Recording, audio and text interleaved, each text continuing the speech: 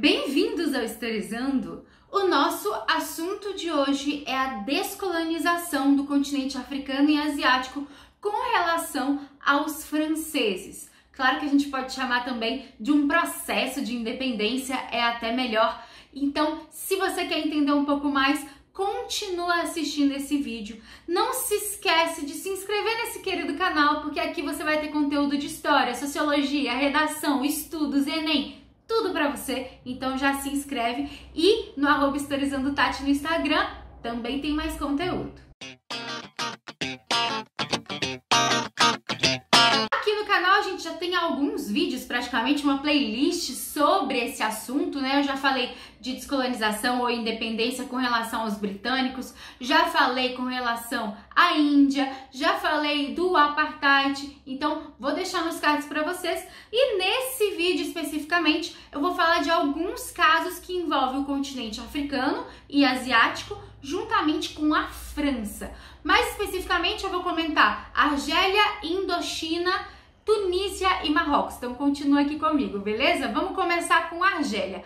A Argélia é um território que fica na África do Norte, o maior território, se eu não me engano, aí do continente africano, e durante o século XIX foi colônia aí francesa, né? Teve aí essa questão da dominação francesa. Antes disso, a Argélia já tinha passado por outras dominações, como por exemplo o Império Árabe e o Império Turco-Otomano. A gente sabe que a África do Norte aí teve muitas questões relacionadas aos árabes e aos muçulmanos.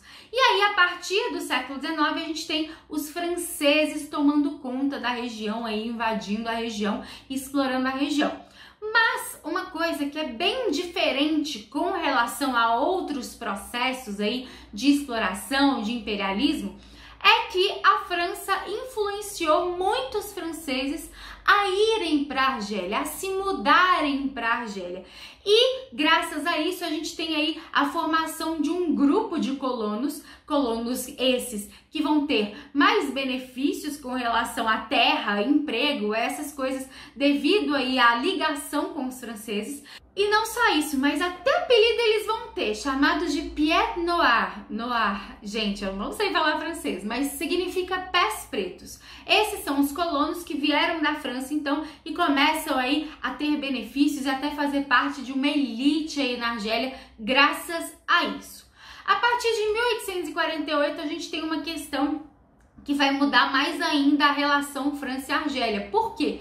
A Argélia passa a fazer parte da França, é uma continuação da França e não apenas um processo colonial. Então, quem nascia na Argélia era francês. Por isso, essa conexão vai ser diferente com relação a outros processos coloniais de imperialismo. Devido a essa incorporação da Argélia, a França começa então a mudar alguns processos na Argélia, como por exemplo o processo da educação e o processo do exército. Então, vários soldados franceses aí. Com relação à educação, começaram-se a afrancesar, digamos assim, a galera que estava na Argélia. Vira a língua oficial, o francês, vários costumes, etc., com relação à França também são adotados na Argélia. Agora, se engana achar que todo mundo tinha os mesmos direitos porque eram considerados franceses. Não tinha, não. As questões políticas eram bastante diferentes, principalmente com a participação política.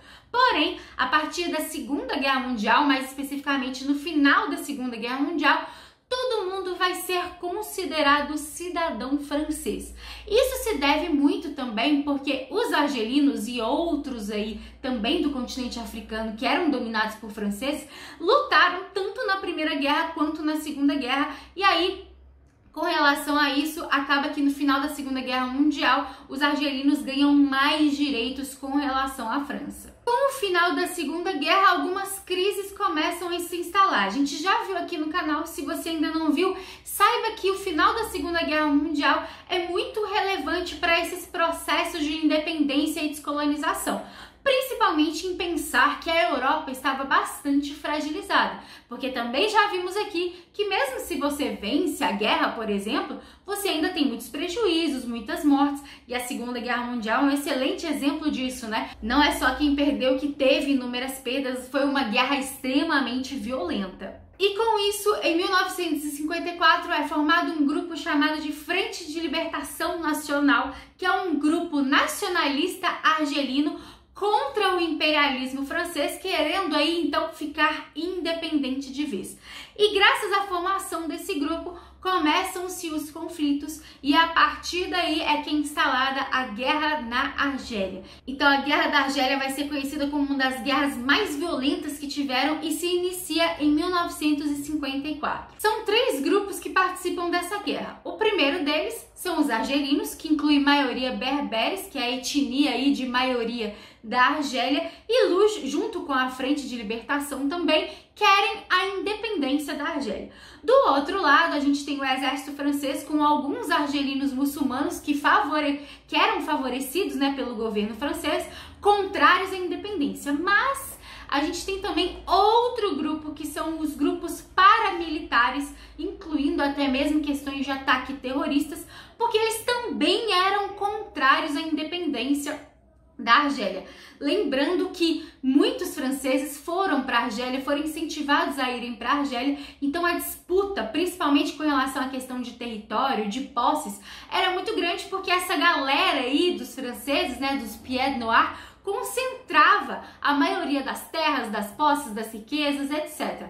Por isso, a tensão é instalada e é uma tensão muito grande. São 300 mil mortes no final das contas, e não só isso, mas muita violência, muitos processos de tortura, muita demonstração de força pro lado aí francês, mesmo porque a independência da Indochina acontece no mesmo contexto, então os franceses querem mostrar força. Para vocês terem ideia, até barreiras eletrificadas eles instalaram em fronteiras como Tunísia, Marrocos, essas coisas, então foi um processo muito violento. Em 1961 foi o último ano da guerra. Dentro desse último ano existiram alguns acontecimentos, como por exemplo, alguns acordos, que eu vou deixar aqui o nome na tela para vocês.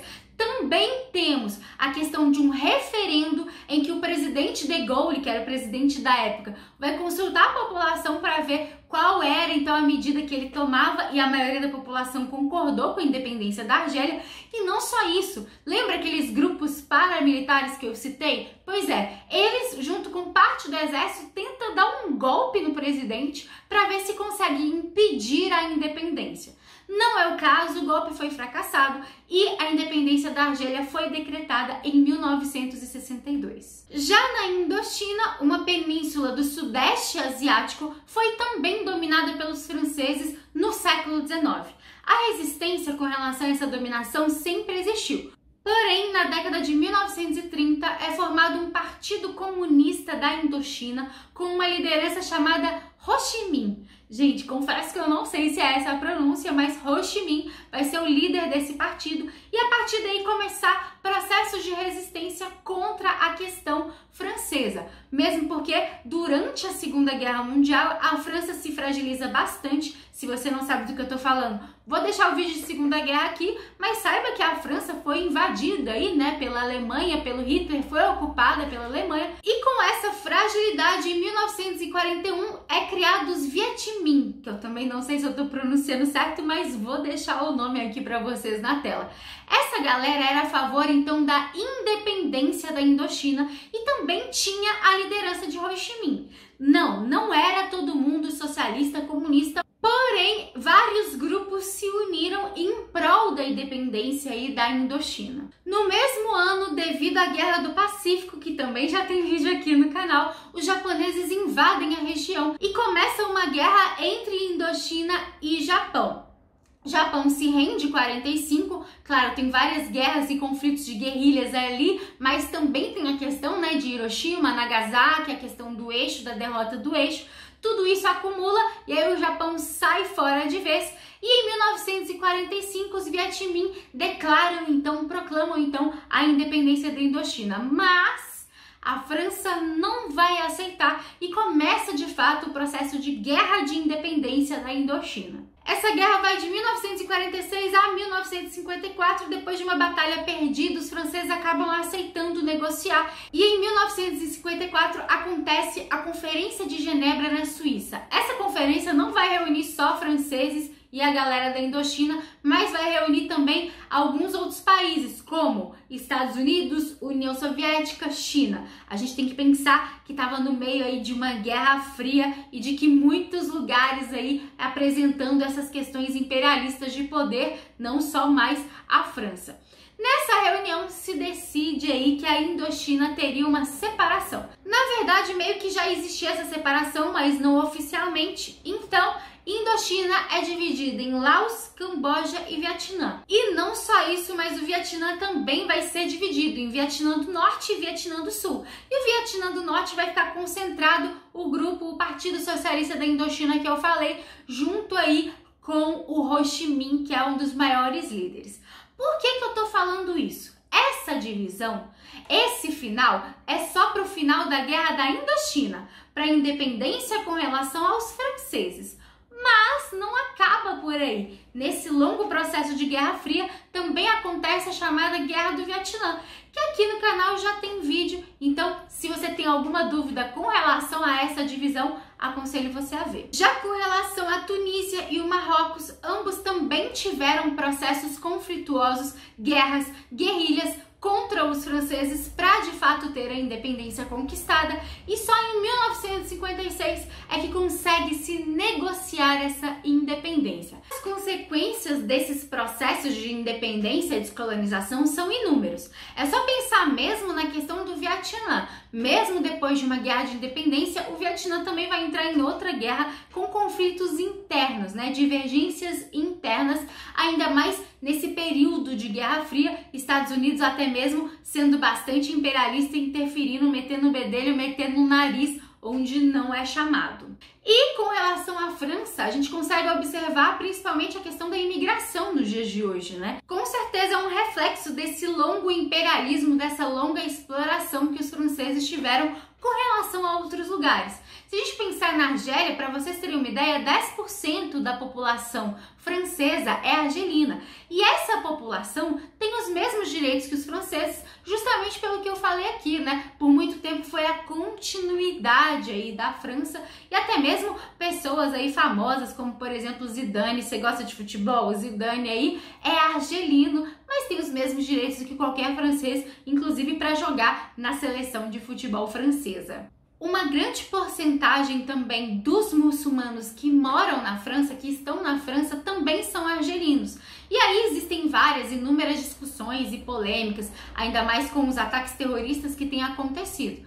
Mas é claro que a gente não pode colocar todo mundo no mesmo lugar, Muitos deles não têm nenhuma relação com esses ataques, mas é claro que é sempre muito conflituoso e sempre muito complexo. Mas é um processo a se pensar essas consequências, Hoje, inúmeros países aí falam francês como língua oficial, não é à toa, foram porque os franceses invadiram, colonizaram, exploraram, foram bastante imperialistas.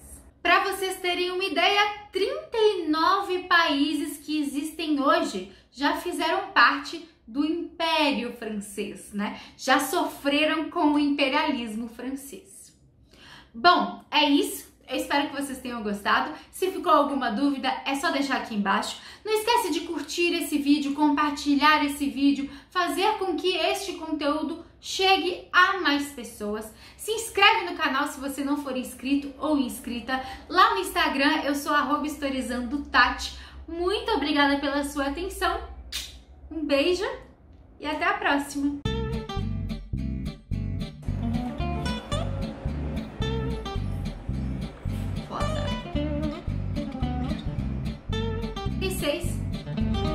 Porra, sério.